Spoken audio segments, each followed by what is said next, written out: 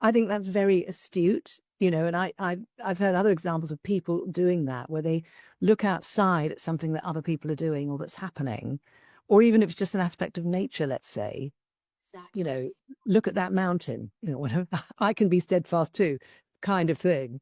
And it's a very interesting aspect of our creative process, isn't it? The capacity to think of that and then to do it.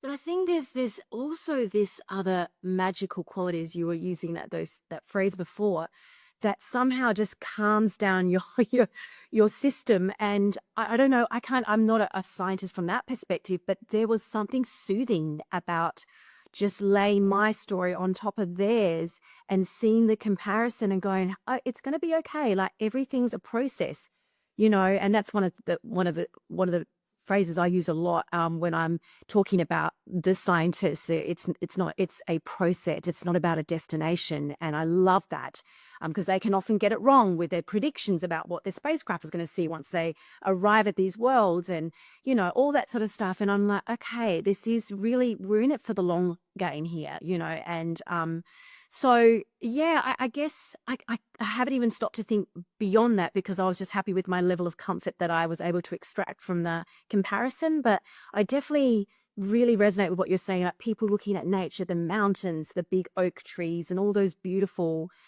analogies that we can just immerse ourselves in and find comfort. Yeah.